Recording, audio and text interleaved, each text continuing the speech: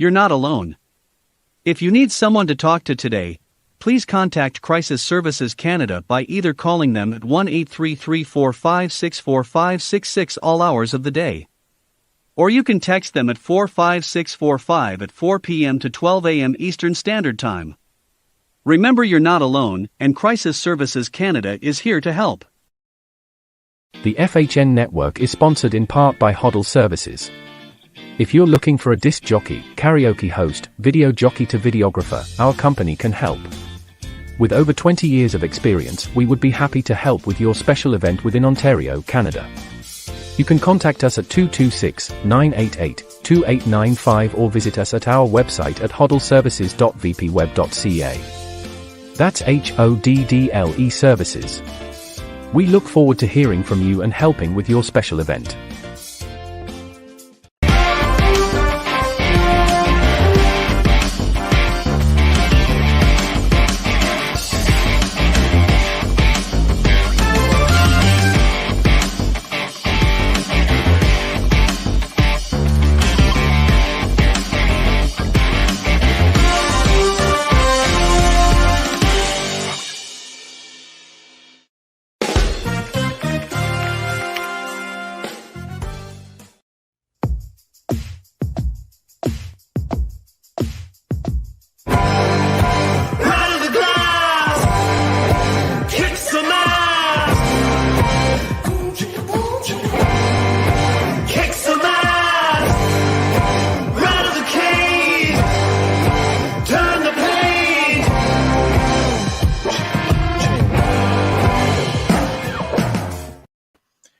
Hey, what's going on, everybody? And thanks again for tuning in to Season 2, Episode 18 of Off the Puck Hockey on FHN Network. I'm your host, Tyler Fines, and you can catch Off the Puck on Rogers TV, Channel 20 every Saturday night at 9 p.m. And you can also view our live recordings, Facebook, YouTube, Twitch, all those great platforms, and just follow at Off the Puck Hockey for times and dates and make sure you're following. Proud partner of the West Coast, ASTV, as we join one of the fastest growing networks in Ontario. And guess what? The semis are rolling right now with Montreal taking on Vegas. They start tonight. Islanders take a 1-0 surprising 1-0 lead over Tampa. Except apparently, according to Mike Walker, who knows everything about hockey, Gerard Gallant is named the coach of the Rangers, and so far no one's got suspended. So it's not a bad start.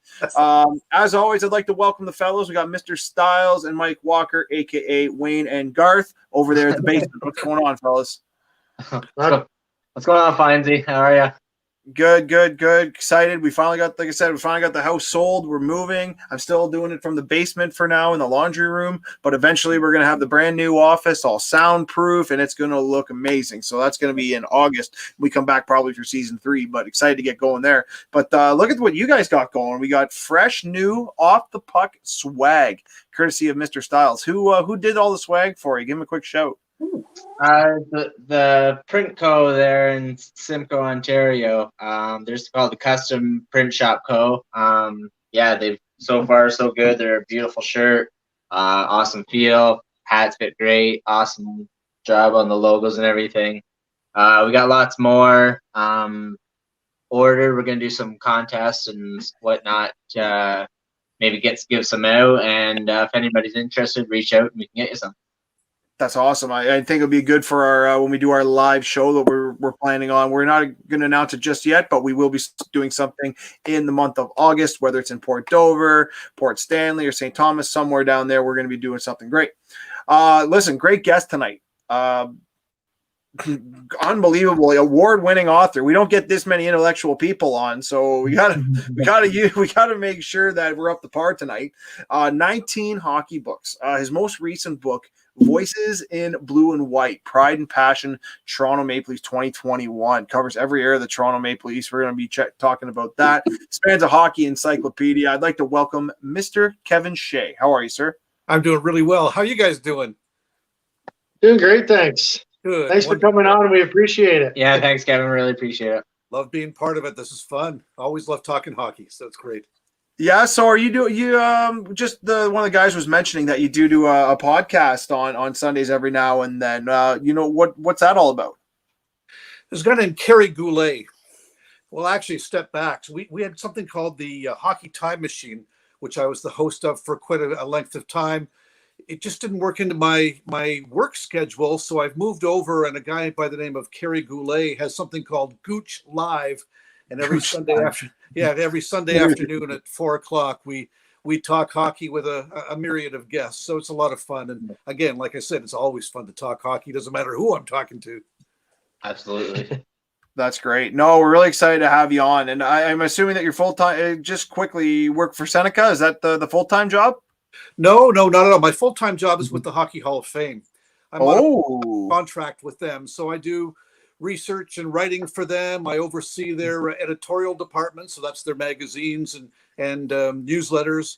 And I oversee their education department too. So among other things, we teach leadership courses for Indigenous communities in Canada's remote north, for example, using hockey as the foundation. And then the Seneca course is actually through the Hockey Hall of Fame as well. We teach a Hockey Hall of Fame course through something called Ontario Learn. Seneca's at the hub of that, but it's available to all colleges in Ontario. And it's a credit course, and we have a lot of fun with that as well. So that's a big part of my extracurricular life, and that's on top of doing the books and things of that sort too. oh, that's How long awesome. have you been doing that, Kevin? Been doing the Hockey Hall of Fame course at Seneca since 2003. Have been doing the Indigenous course for the last 2 years, and been with the Hockey Hall of Fame since 2001. So it's a little bit of everything. Just want to touch on it quickly. Obviously, it was huge in the news with with the children, unfortunately, in BC being found, and obviously taking over an Indigenous course. Talk a little bit just quickly about how that kind of affected you, and has it come up in any of your classmates or been spoken about? Well, it hasn't come up yet, only because we've been on hiatus due to the pandemic, unfortunately. We tried to do the students remote learning and found that it was really difficult to keep their attention. For the most part, the students are fairly young. It goes from public school or elementary school right through to including high school as well. And like I said, teach these leadership courses. So whether it's about just trying to make them feel better about themselves and using hockey as a metaphor, like I said. So whether it's about leadership and talking about the role that George Armstrong and Theo Fleury, Brian Trottier, different players who have Indigenous backgrounds have, just trying to let them know that hockey is indeed for everyone. That's great. Yeah. Absolutely. Kevin, just want to take it back to the very start. Just tell us a little bit, like kind of where you grew up and how hockey became part of your life. Not only hockey, but our beloved Leafs became part of your life. Thanks, Adam. Yeah, I'm from Windsor, Ontario, and that's where I was born and raised, and went to university there as well. But I say that I was a Leaf fan in utero. I mean, my dad was a Leaf fan. My grandfather was a Leaf fan. So it just came naturally for me to be a Leaf fan. It's really tricky because Windsor is just a mile across the river from Detroit. Right, but I have to admit that the Detroit Red Wings were not part of my lexicon at all. It's funny because when I was growing up, they weren't a very good team, but they also did something that really angered us, which was if the Red Wings were playing at home on a Saturday night, they would black out Hockey Night in Canada, so we couldn't watch our beloved Leafs. So then we felt this great animosity towards the Red Wings as a result of that. But as much as I appreciate that through the years they've been a terrific team and turned things around, they've been much better than the Leafs as far as Stanley Cup victories go. But I'm still a dyed-in-the-wool blue and white fan of the Toronto Maple Leafs and will be forever. So through university, I went to Windsor, and then I started a career in radio. And I worked in North Bay and back in Windsor, and then Montreal, and then in Ottawa. Then I got into the record industry, and I worked in the music industry for a number of years with BMG and Warner's and Universal Music, and then an independent label called Attic Records. And while I was with Attic, we again, I'm harboring a real love of hockey all the way along. But while I was with Attic Records, we were to try and come up with ideas to find new revenue streams. So I came up with the idea of putting a compilation CD. This is aging me a little bit, but a compilation CD with songs that you would hear at a hockey arena. So the boss loved the idea, and he said, "Well, it was your idea, Kevin. Go for it." So I had to license tracks: "The Tragically Hip" with 50 Mission Cap, "Big League" by Tom Cochrane, "Stompin' Tom Connors," the hockey song, "Final Countdown" by Europe, etc., etc., etc. Yeah. Like licensed these tracks, I was able to get the Hockey Hall of Fame on board as well. And so for we put their logo on the front of the CD, and for every CD that was sold, they got $1 as well. And we ended up selling over 100,000 copies of it. So it was manna from heaven for the Hall of Fame. Nice. It was great for us. And in fact, we parlayed that into Contact. It was called Contact, Contact 2, Contact 3, the Penalty Box Set. I mean, you name it. We licensed more tracks and did very, very well with it through the years. But that's where I was introduced to the Hockey Hall of Fame, and that's where that relationship went. So when Attic Records was sold, the Hockey Hall of Fame offered me a contract, and I've been with them since. So a long way to tell you how the passion for hockey came about, but it's been like that all my life. No, that's absolutely crazy. So music industry, I was reading a little bit. You had a helping hand in quite a few artists succeeding in their careers. I was reading such as Nirvana, Tragically Hip, Weird Al. How exactly did you help them out? And tell us maybe a couple stories you have about any of them. Well, sure. I guess the best story I've got is the Nirvana story. So I was the director of promotion for MCA Universal, and Nirvana was signed to the label at the time. And, they had an album called Bleach before, but it really hadn't found much traction other than college play and hadn't sold a great number of copies. But we got the advanced copy of the album and listened to it, and out jumped a track called "Smells Like Teen Spirit." Well, we couldn't get radio to play it because at the time it was all what I'll call cartoon metal or hair metal. It was all Warrant and Cherry Pie and Rat Round and Round and like that. And nobody wanted to play Nirvana. It was too heavy. It was a whole different thing. Grunge really hadn't indoctrinated itself to the radio airwaves at that point, maybe other than the Edge in Toronto. But even then, they weren't playing it yet. So the boss came to me and said, "You're in charge of promotion. What are we going to do? This is too special to let it go." Yeah. So I did something wacky. Record companies have a tendency to sometimes pull out all the stops. And so what I thought I would do is the front cover of the Nirvana album has a baby swimming in the nude. Yeah. And so I thought, okay, what can I do? Okay, the most adventurous station in Canada at the time was a station called Shea in Montreal. And they were a rock station, much like Q107 in Toronto or Hits FM in St. Catharines or whatever. And so what I thought I would do is I would fly into Montreal, had my little bag of tricks with me, and what I would do is I would dress up like a baby. I would sit in front of the radio station from 6 in the morning till 10, so that everybody on the staff would see me. I had one of those baby blankets that your grandmother would sew.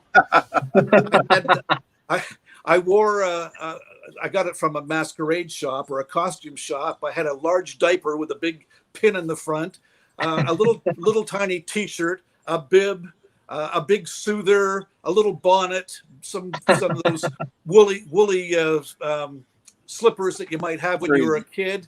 And I played Smells Like Teen Spirit rather, from 6 in the morning until 10 in the morning, nonstop. And everybody from the station came, they were on their way to work and they wanted to know who's this guy dressed like a baby sitting in front of the radio station. And all of the college students from around the corner from Dawson College all of a sudden started to congregate to find out who this wacky guy was who was dressed like a baby and playing this great music. And I was handing out CD singles so they could take it home and have a bit of a souvenir. Well, there were so many people who were congregating that it blocked off the street. And the traffic reporters who flew helicopters over Montreal were reporting that Green Avenue in front of CKGM and Shome Radio is blocked off. There's a man dressed looks like a baby. And anyway, the newspapers came out and they wanted to find out what was going on. Finally, the program director for the station, a guy named Ian McLean, came out and said, look, Kevin, if you are that passionate about this song, I'll tell you what, I'm going to strike a deal with you.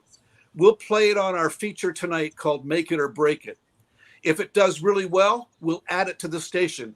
But if it doesn't do well, you are never to bring it up ever again. They played it that night on the air, and the phones, as we say, blew up. Everybody requested it. Nice. This is the greatest thing. It got added to the station when it was added at Shea, Q107 and CFNY in Toronto added it, CFox in Vancouver, et cetera, et cetera, et cetera. So it wasn't just me who broke it, because they were working on it in the US in different ways too. But I played a key role in getting the song added and the album broken in Canada. And even Kurt Cobain wrote a book, or at least he was quoted in a book saying, yeah, it took some record weasel to shame the radio station into playing it. So anyway, it got played. Nice. So this is no longer a hockey show, Kevin. This is a music show from here on. We got another 50 minutes. And I know I'm a music guy, and our producer's a DJ. I'm a DJ. So this is, this is right up my alley. So we're not going to talk hockey anymore, and I'm taking it from here. Hey, that's fine. Whichever way you want to go. I lived them all. So there we go. Anyway. I got some more music questions. That's for sure. Yes. Absolutely. Well, so can I tell you one more story? Sorry. Oh, absolutely. Yeah. Go ahead. Yes. So that was the last project I worked at Universal. And so I've got a lovely 5 times platinum award for Nirvana. I've got it in a box. It's not on the wall anymore. But I went to a company called Attic Records right after that. Wouldn't you know, the very first artist that I'm dealing with is Weird Al. And what song is he working? Smells Like Nirvana. So I've got Nirvana Gold Records on one side and Weird Al Gold Records on the other side, and had a lot of fun with that as time went on. So did you ever meet Weird Al, Kevin? Oh God, absolutely. Worked with him a ton. We're dear friends. In fact, I don't know, Mike, I think you held up the Voices in Blue and White book, but I got him to quote his love of hockey, which is 0 in the book as well. But he's a good friend, and we keep in touch as well. That's fantastic. That's awesome. That's what a world. And the Tragically Hip, you had a hand with them? Well, I did. So I was with MCA Universal when at the tail end of the Up to Here album. And so as that was just kind of fading out now, and they'd already been big hits by that point, we were introduced by the manager to a special listening of the Road Apples album, Twist My Arm, and oh my God, Kevin, there were so many other tracks on it. I can't even remember them off the top of my head. Anyway, so as the head of promotion, I had to come up with the marketing plan for what we were going to do with it. So we decided to start with Twist My Arm, and then we'd move on from there. When an album goes gold or platinum, record companies quite often will give special awards to the people who have contributed the most. So we took the album to number 1, and it sold platinum within days. I mean, it was crazy. So I just thought, okay, the band is such a great band. I love them. They're one of my favorite bands, if not my favorite band. But I want to do something different. Rather than giving just an award to put on the wall, what can I do? So the name of the album is Road Apples. So as hockey fans, some of you might know that in previous generations, Road Apples was horse manure. And frozen horse manure was used by my grandfather, probably your great-grandfathers and stuff like that, to play hockey with on the frozen ponds and things. So I thought, what can I do that would be neat? So I found an ad for a guy who said that he would acrylicize anything, meaning he would put anything in acrylic. So baby booties or whatever, your baby's first tooth. So I contacted him and said, will you put horse manure in acrylic? And he said, I guess. So I found a farmer just north of Toronto, and I was willing to buy the horse manure, but I think he gave it to me.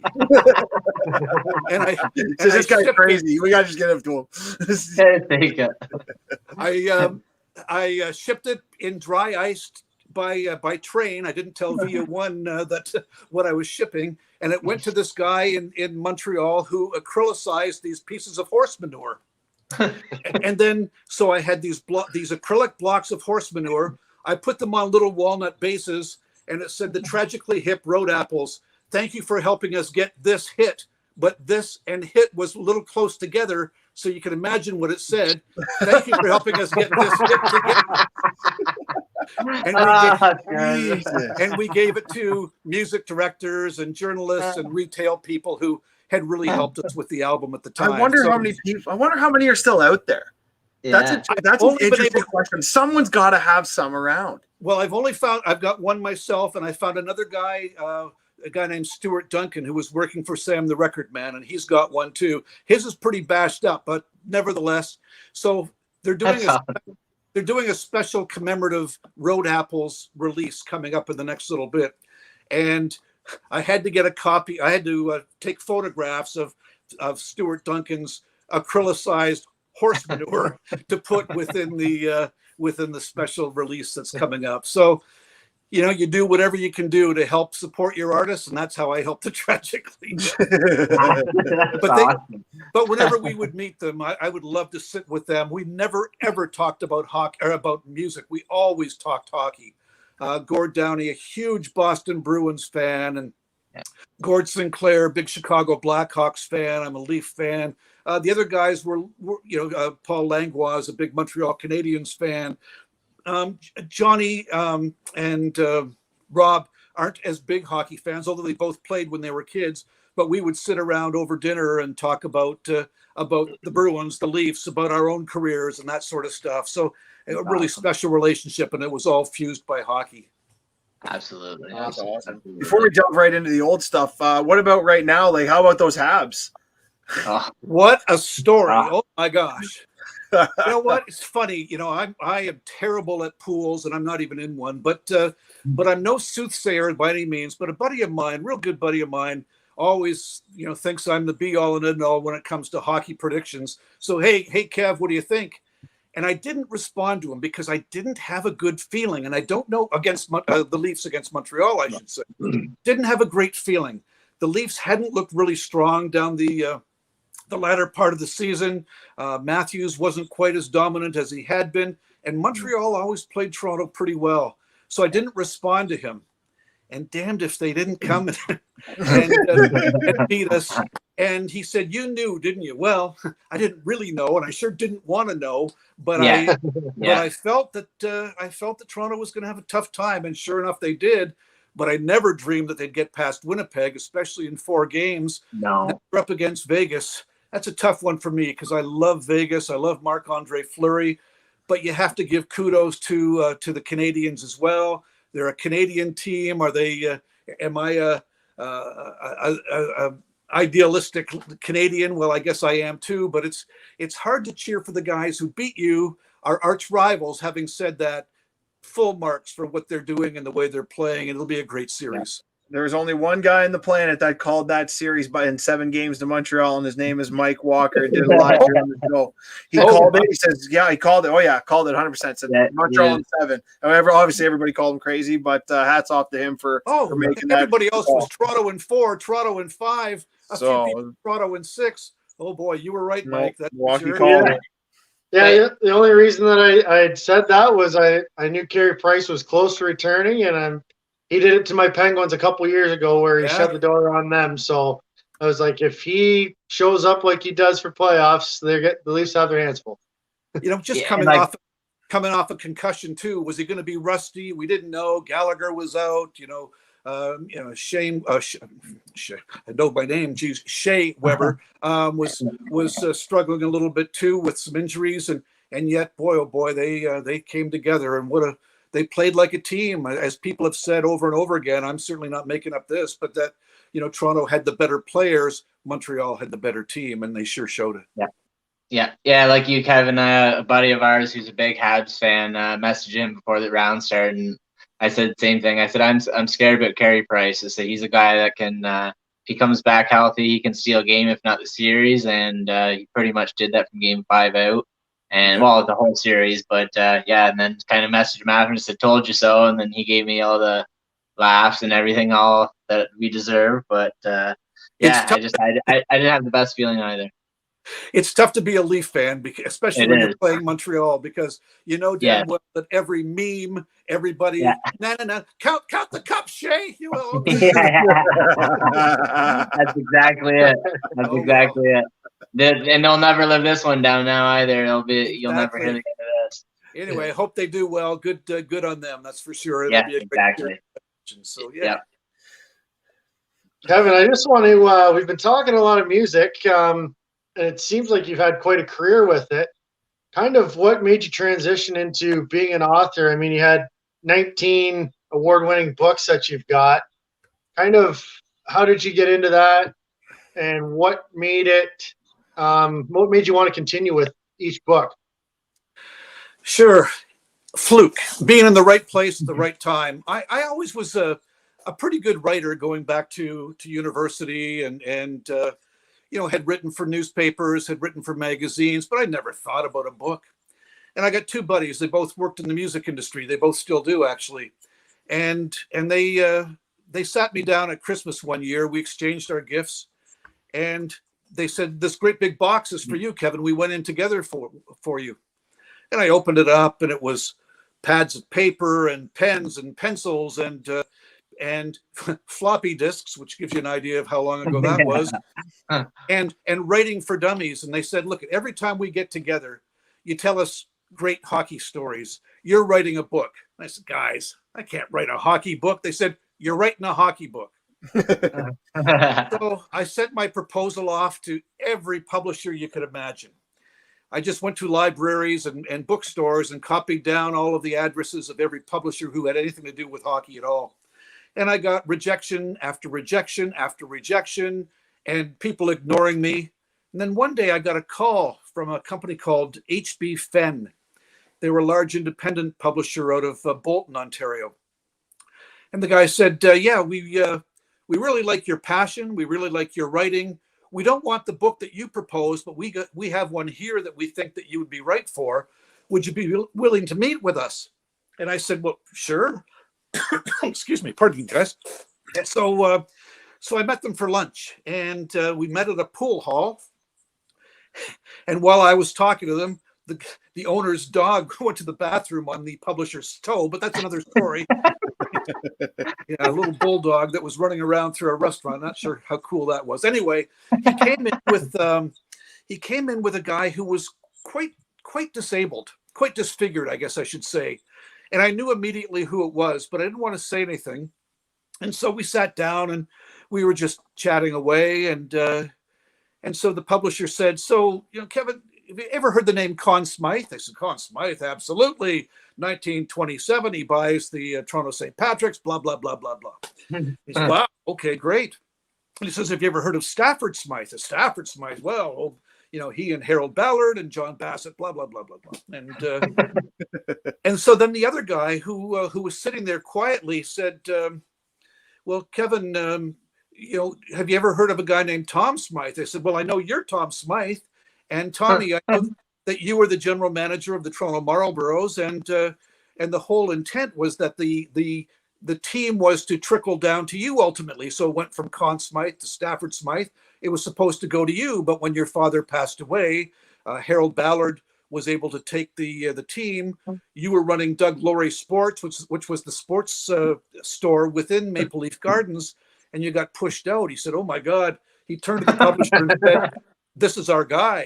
You knew all that before you even sat down? Yeah. Jesus Christ. So there's a hockey encyclopedia. That's unbelievable. No, I know. It's just incredible to me. I can't remember what I said 5 minutes ago. So yeah, it was about Nirvana. I swear to God. No. So then the publisher said, "Okay, so Kevin, we'd like to bring you on board to write the Smythe family story." And I said, "Well, that'd be great. It's right up my alley. I'd love to do it." He said, "Can you write a book in a month?" I said, "Sure." I didn't know. I was vice president of publicity and promotion for this record company. So I'm working long, crazy hours already. Well, all of a sudden, I've got the mandate to write a book in a month. Oh my God. So I'd come home at whatever time, 6, 7 o'clock if I didn't have a show, and I would work until I was dropping on the keyboard, and then start again in the morning, and then blah, blah, blah. And so I was able to get it done, thank goodness. And so it's got sent back to the publisher, and there we go. And I was so excited. I got Wayne Gretzky to write the foreword. I was Wow. to have the Smythe name and the Gretzky name along with the Shea name. Come on, which one doesn't fit here? Come on. To do that was great. So all of a sudden it arrived. I get a couriered copy. It looks beautiful, beautiful cover. I open it up. All the printing is in blue, maple leaf blue ink. And I open it up and I start looking at it. And the tears are running down my cheek, but they're not happy tears. Oh my gosh. Every typo you can imagine is in it. And I thought, wait a minute, I am so anal when it comes to submitting things. I know that I didn't do it. So for example, there was a picture of Jean Beliveau, Montreal Canadiens captain, winning the very first Conn Smythe trophy. And underneath it, it said John Beliveau, not Jean, John. What? Oh, the J.P. Bickle Award is given out to the not the most valuable Leaf, but somebody who's given the most to the organization. Hadn't been given out for a long time, but the J.P. Bickle Award had gone to Johnny Bower and Dave Keon and different people through the years. In the book, it came out as the J.P. Pickle Award. What? Tom Smythe's best friend is a guy named Doug. I forget his last name off the top of my head. But anyway, all through the book, it's dog. Oh, so it's like, oh my God, you got to be kidding me. So I called up the publisher, Jordan, you gotta scrap it. There's so many errors in this thing. He says, Kevin, I can't. It's already in the warehouses of all of the publishers right now, of all the bookstores rather right now. So no, nothing you can do, but don't worry, we'll get it in the second printing. Well, which was great. But the thing is, it was his first hockey book for the company. And so they printed about 16,000 copies. In Canada, at the time, 5,000 is considered a bestseller. We sold about 11,000, which is really, really good. But the problem was that we never got to a second printing. All of the reviews said, this is a really interesting story, but this guy's got to learn to write. Or this is a great story, but boy, oh boy, where's his editor? So anyway, the fact was it was a big seller. It did well. And they gave me a contract to continue writing. And since then, I've gone on to write. I just finished I just submitted my 20th book, and I've got another one I'm working on right now. So It's my passion. You know, we all have our passions besides family and, besides passion and music, mine is hockey. And I just love to research and write. I'm not a brilliant writer, but I'm a good, solid storyteller. And I think that's where my books come from. So there we are. That's that's surprising about the errors. I guess it may be because there were names that didn't get changed. But did they ever give you an explanation? Because doesn't it go through an editor? You know what? Because so what had happened was that Tom Smythe was difficult to work with because he'd had cancer of the tonsils, weird cancer, and it had severely disfigured him. He'd had part of his jaw removed. One of his ears was lowered. He was really, he was still a wonderful, wonderful man and quite healthy. We've since lost him, but he'd had 60-some cancer operations. And he's difficult. Yeah. And he's difficult to work with. And so the reason that there was such a short timeline was because they had several other people who had already committed to writing it. They would get partway along, couldn't work with Tom, and they'd say, thanks, keep your advance. I'm not doing it. Well, the problem was the sales department was already out there selling it to all the stores. So they needed somebody to write it like in no time. And I just happened to send my resume in, or not my resume, I guess it was my resume as well, but my proposal at the right time. And when they saw that I could put two words together and knew a bit about hockey, I was the right guy. So he didn't run it through spell check. I submitted it I submitted it to the manuscript to him as it was in pristine condition, at least as far as spelling and grammar and punctuation and things of that sort. but he was new to the job as well, and he ran it through spell check and just accepted things that he shouldn't have, and it just you figured he Paul was stepped up for you and said, That's maybe, all. hey, you know what? That's not all. It's not all Kevin, but apparently not. oh no, Yeah. oh no, Yeah. no, it's Kevin. Yeah. But the fact was, it was still a pretty compelling story. The staff or the Conn Smythe Stafford Tom Smythe story, the whole Ballard fight is a pretty amazing story, and Tom's personal story as well. So it still worked, and I think people were pretty forgiving when they I think the first couple of them are pretty jarring, but after a while you read the narrative and kind of forget about the fact that Doug is dog. Yeah. Yeah. Embarrassing. Where do you come up with all your ideas? Is it just your players you're interested in, stories you're interested, teams, or like does people come to you to write, or how do you come up with all your ideas? Little bit of everything. Let me think here. As an example, I'm such a Leaf guy that most of my books lean Leaf oriented. But Yeah. Larry Robinson's son-in-law, sold the book to HarperCollins Publishing, but he needed not a ghostwriter. Well, I guess kind of a ghostwriter, even though it wasn't Ghost. So HarperCollins had a good experience with me with Derek Sanderson's book. So they contacted me and said, listen, would you be interested in doing Larry Robinson's book? Well, I was in the midst of doing a book for them at that time. Sorry, I got the wrong publisher. Sorry, it was McClellan and Stewart. Pardon me. Yeah. McClellan and Stewart. They had read my Derek Sanderson book and thought I did a pretty good job on it. So at the time, I was working on the 100-year history of the Maple Leafs.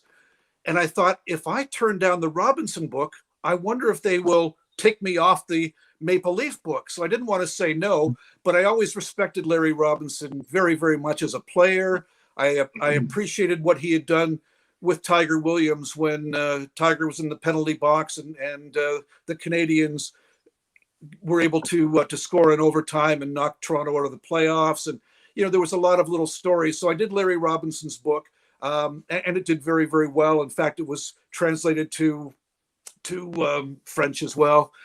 Derek Sanderson's book was interesting. I run a charity called Road Hockey to Conquer Cancer. And we've raised $23 million for cancer research through playing ball hockey. Wow. The craziest thing. Yeah, you work with Terry Trissello. I don't That's know if right. you ever heard.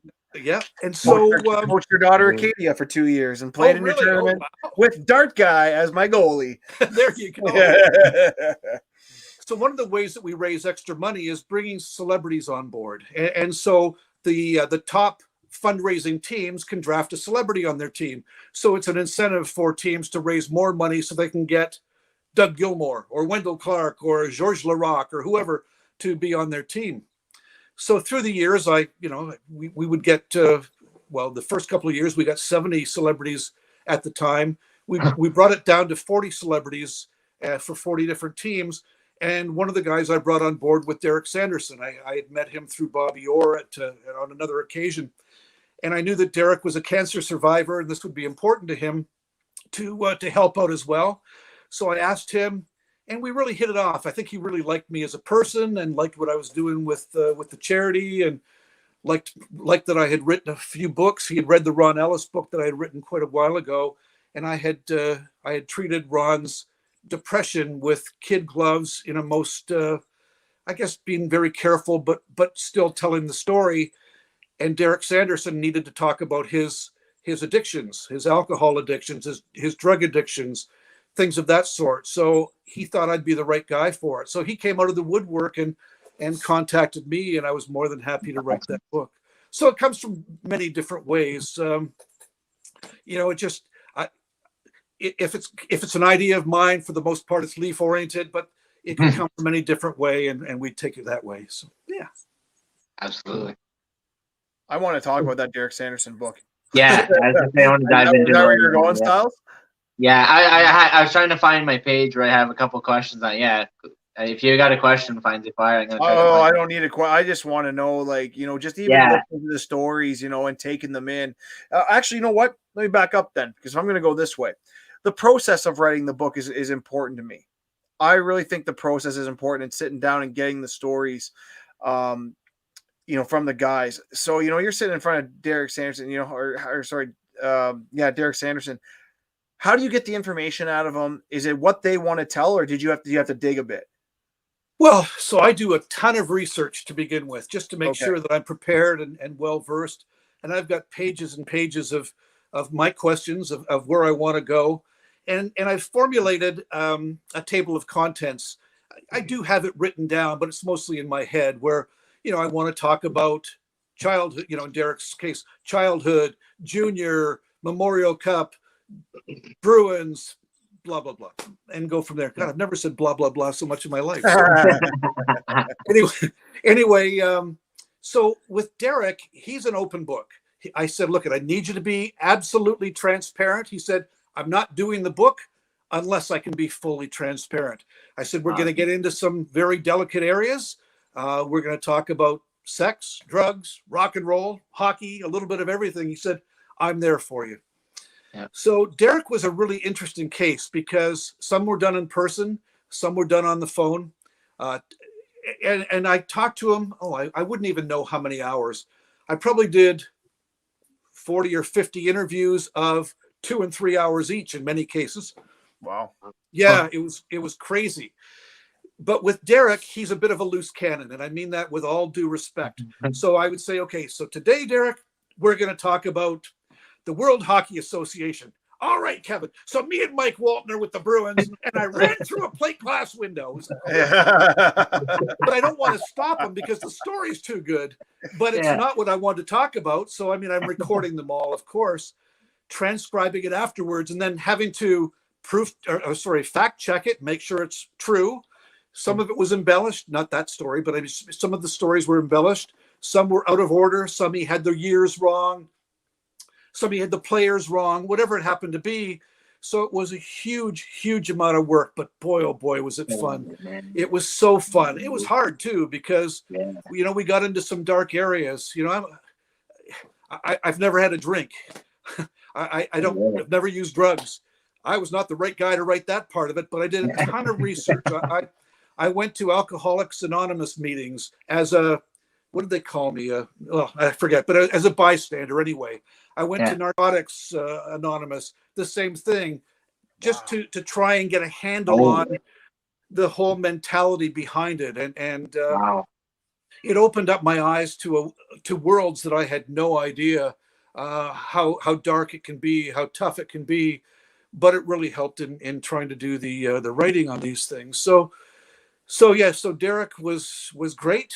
When I sent it back to him, he never read it, but his wife did, and she said, "Okay, I've got 2 sons in university, Kevin. Let's take those stories about sixums and things like that out." and pardon my language here, but there's a word that is used for a woman's breast, and it starts with T and ends in T. And she says that there's no more repulsive word in the world. So I want that word taken out. Well, Derek had used it pretty liberally through the whole. So used it like the. Yeah, exactly. And then Bobby Orr wanted to read it, which was really, really nice. But it was really odd that he came back. He only wanted one thing taken out, and it'll surprise you. So there was a story about, and I hope I've got it right, bear with me here, but about the Boston Bruins playing the Oakland Seals in whatever year. I'm guessing, say 1970. I don't even know. Yeah. And the Bruins were down 6-0 at the end of the second period. And Harry Sinden, the coach, came in and said, "Look, the game is over for us, but I want them to remember the Boston Bruins. I want you to put them through the boards. I want you to take advantage of them aggressively in every way you can. And hey, we don't need the 2 points necessarily. Let's just do that." Well, as it turned out, the Bruins came back and won 7-6 or whatever. But Bobby Orr wanted it taken out. And here's the integrity that he's got. He said, "Kevin, think about it. Harry Sinden is in the Hockey Hall of Fame. He's a Hall of Fame coach. And here you are talking about how he's throwing away a win for his team. You cannot put that in the book. Wow. Yeah, and he said, Kevin, you're casting a shadow on Harry Sinden, and you cannot do that. So I changed the story. I think I kept the story in, but I removed what he told the players between the periods and just talked about a comeback. Yeah. So there was that. And then who else? The lawyers took some things out. Our lawyers took some things out. The publisher's lawyers took some things out. So the book that you really want to read is the one that's on the cutting room floor. It's there were some tasty things in there, but anyway, the book did very, very well, and it told Derek's story and a story of redemption and of loss and gaining it back, and how friendship saved his life, how Bobby Orr basically saved his life. Wow. So, Incredible. That was Derek's book, and we keep in touch as well. Hey, Kevin, why don't we get a Winnebago and we'll drive across Canada why don't we get 10,000 books and we'll drive and we'll hit every little spot across Canada. What do you say? Oh, that's awesome. Well, it would I'd be. actually do No that. way I'm spending a month in a Winnebago with Derek Sanderson. Even to this day? Especially if you don't drink. Well, he doesn't either, so that's He doesn't fine. either. I was gonna say, he does not either. Yeah, I'd be drinking at the end of that one, I'll tell you. So would you say that's the hardest book you've ever had to write, or which one would you say is the hardest one? Ooh, that's a good one. That was a really tough book to write, just because although I had a couple of years to write it, I gave myself a couple of years. It was challenging because, like I said, I had to do research in areas that I wasn't conversant in. I had to then fact check everything. Derek would just wield these stories off the top of his head and trying to get them in the proper chronological order, get the right people and stuff was an awful lot of work. Had to verify them with people as well. So that was tough. But I think the toughest one for me in a good way was the Maple Leaf Centennial book. I hedged my bets. I didn't even have a contract, but I had hoped that I could get it. And because I'd done a lot of work with writing about the Maple Leafs, but also with the Maple Leafs, I had put my proposal in about 5 years before the Centennial. So I was hoping that I could beat the onrush of people who were going to want to write the book. And believe me, there were a lot. Yeah. But to write 100 years of an enchanted franchise's history is difficult enough. But to tie in what was going on in the city, in the country, in the world at the time was even tougher, because that meant, again, I'm pretty good with the hockey research and I have access to areas where I can do the research. But to go through newspapers from the 1917s and 27s and stuff like that to find out what was going on when the team was sold to Conn Smythe and things of that sort, what was going on during the Second World War while the team was winning the Stanley Cup in 45, all these sorts of things, was a great challenge time-wise, but boy, it was fascinating. It was really, really fun. Yeah, that's crazy. I also want tell us kind of maybe a couple crazy stats that you find the most interesting that you know of, and maybe a couple records that you feel they'll never ever be broken. Oh boy, sure. Well, so I'll start with a Leaf. There's a surprise. The Darryl Sittler 10 points in a game is pretty phenomenal. I do believe it will be broken at some point, but to score 6 goals and 4 assists in a game is extraordinary. So that's one that I'm watching fairly closely to see whether it's Austin Matthews or whoever, Ovechkin or whoever, could it be McDavid? Somebody is going to break it at some point. But the one that I think will never be broken is Glenn Hall's consecutive game record, just because the game has changed so much. At the time, it was the original 6 era when he started, and they didn't have backup goalies at the time. They didn't have masks. Here he is, playing 70 games a season with very little padding, no mask, game in and game out. If he had an injury, well, stitch him up and get him back out there, or whatever, and go from there. And to play as long as he did consecutively is I'm sure a record that will never ever be broken, just because the game has changed. But it's also an extraordinary achievement. Yeah, absolutely. I still think Wayne Gretzky. I still think it's Gretzky's points. I cannot see it at all. Like I don't know. I know it's. I just can't. I'm trying to. I've thought of every way. Like I'm okay if this guy plays 30 years and puts up 100 points a year. Now we're still we're getting there. But I mean, you see how rare that is. Oh, Tyler, I totally agree.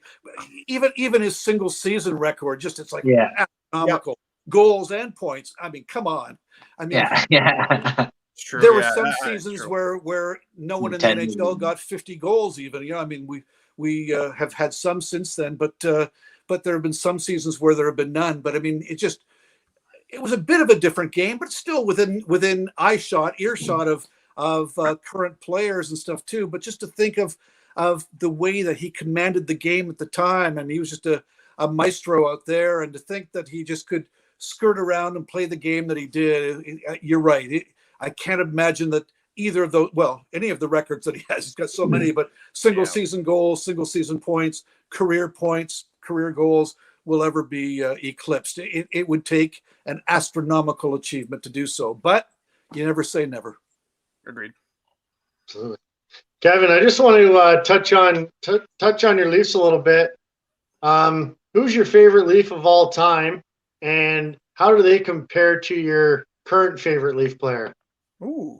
Oh, great question, Mike. Jeez, let me think. Well, so I grew up in the 60s as a young boy and watching Hockey Night in Canada with Dad and my brother every single Saturday night. So I have a real affinity for Tim Horton and love his coffee too. So I really enjoyed the way Tim Horton played. I was a defenseman as well, not even the same kind of game as him, but not nearly good, obviously.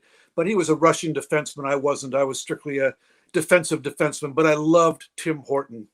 As I got a little bit older, Wendell Clark. I mean, I was a season ticket holder as of 1985, and that was the season that Wendell came to join the team. And they were not a very good team when he joined, and they actually weren't for a few seasons after he started. But the way that he could play the game anyway, he could beat you with his fists. He could beat you with that wicked wrist shot. He could beat you with a slap shot.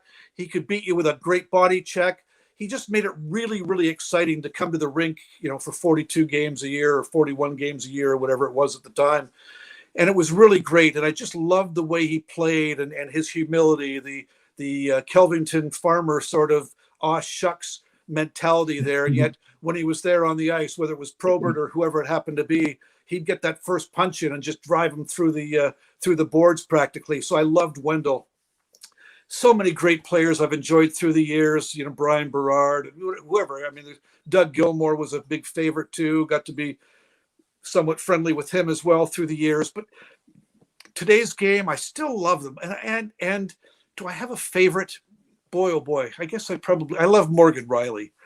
Maybe it's the defenseman in me, but I just find that even though he's not the captain per se, I just love the way that he stands up to be counted after every game. He plays a good, steady game. People get on his case and about his giveaways or whatever, but I just love the way he plays. But you can't dismiss the way that Austin Matthews plays, or certainly Mitch Marner. What a magician out there! You think he deserves what's going on right now, Kevin? Now that you mentioned his name, do you think Marner deserves a criticism in the playoffs? Well, it's funny. Leaf fans, Leaf Nation seems to find a whipping boy all the time. Yeah. And it's driven guys out of the team. So, I mean, within the past, 20 years or so, we've seen Larry Murphy go and basically was given away to Detroit and win a couple of Stanley Cups there. Whatever. But I just think that, so with great amounts of money, great salaries come great expectations. During the regular season, boy, he delivered. He didn't deliver in the playoffs. He disappeared. Austin was pretty well disappearing as well. But poor Mitch, and I'll be the first to say that he was not only invisible, but he seemed to be, I hate to even say it, but he seemed to be almost timid out there. Montreal was playing a real physical game. That's not Mitch's game. He takes the rough going at times too, but he can play both ends of the rink. But he's not an aggressive player. He's not a big player, and I think he just kind of disappeared. And as a result, the fans are all over him. That hey, if you're going to make $10+ million, you better earn your money and get us out of the first round of the playoffs for the first time in eons. So, did he deserve it? I don't know that anybody deserves it. I'm one of those guys who refuses to boo anybody, even though you pay your money and you take your chance. But I feel bad for him, but he's going to have to step up, because whether he stays with the team, I hope he does, but whether he stays with the team or not, he's got a heavy weight on his shoulders now, because he knows that the expectations have now accelerated that much further too. So not just regular season, getting out of the first round and bringing us to the cup, and we'll see what happens. Yeah, absolutely. What do you feel the Leafs have to do? Do you think they have to do anything significant in the off season, or do you think they just go into it next season, the same kind of thing, roll into it? Or oh man, Adam, I wish I could be the GM. Maybe I don't. No, I don't want to be the general manager. It seems that it's so heavily weighted on the big four, as it were, and that the bottom six are really kind of piecemeal. Now, Jason Spezza stepped up and he did well, much to my surprise. I figured that, certainly his best days were behind him, but he still contributed. But I felt bad in some ways that, Joe Thornton brought things off the ice, but he didn't bring it on the ice. And, and Wayne Simmons was really good at the beginning of the season, but when he broke his wrist, it was just never quite the same. And so you feel bad. So I think they have to shore up the bottom six, but how do you do it without much money? You have to reclamation projects, or give the kids with the Marlies or whatever a shot, which is important too. But when you're so heavily weighted with half of your salary cap with four guys, damn. And then what do you do with Hyman and then Riley next year? Is Anderson gone? Well, it sure looks like it. I don't really trust Jack Campbell. Loved what he did this year. Had a great run, but I'm just not sure. I just don't have that full confidence that I should have for a goaltender. Love him. He's a great guy. I don't know him, but he just seems like a great guy. Had a great run, but I'm not sure if he's the guy to take us to the to glory. We'll see. Yeah, not sure about that. Yeah, I think you mentioned for ask. Sure, go ahead, Adam. You just mentioned Hyman there. He's also an author. I have a couple of his books. You ever spoke to him about writing books and such? Oh, I have. He's a remarkable guy. I have never met anyone who's got a memory like Zach Hyman.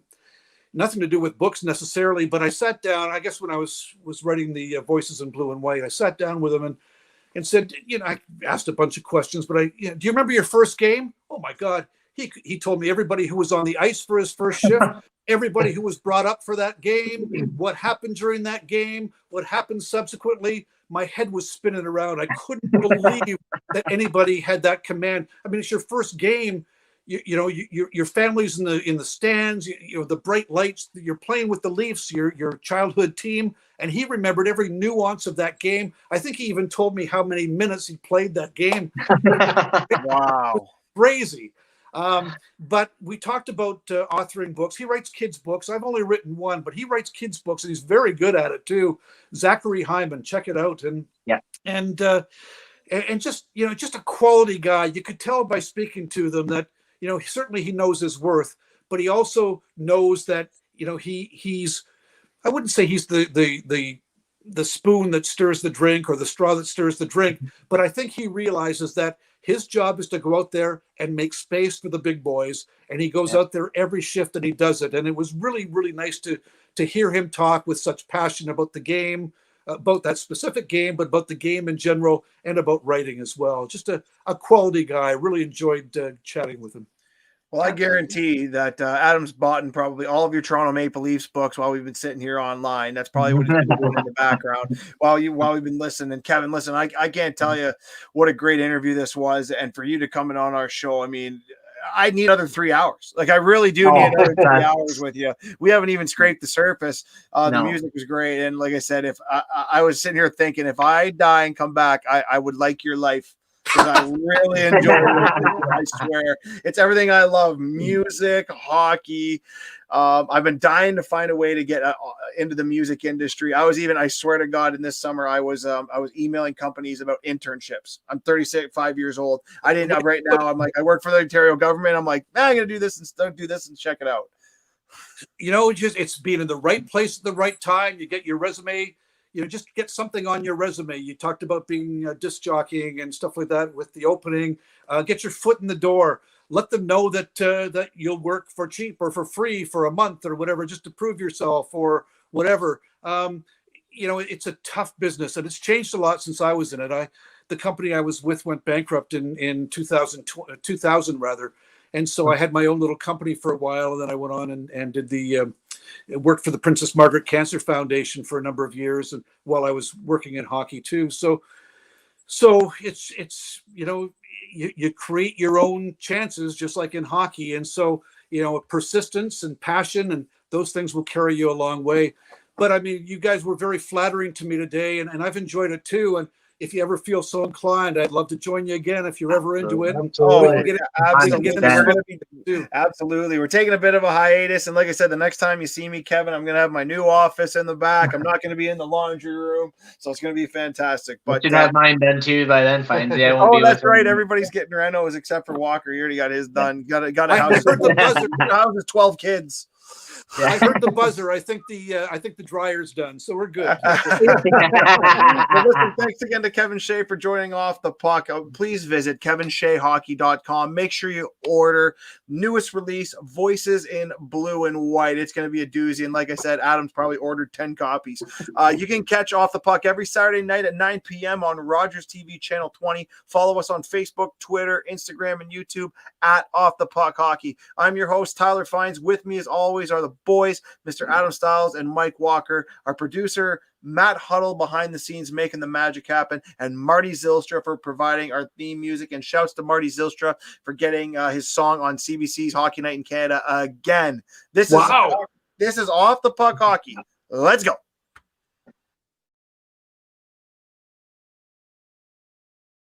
Make sure to check out our past shows from previous weeks on our YouTube, Facebook, or Mixcloud channels. You can always catch up on podcasts while checking out our FHN Network channel on YouTube or Facebook. Or you can listen to an audio copy of our past shows on our Mixcloud channel at FHN_Network. The FHN Network, the future of entertainment.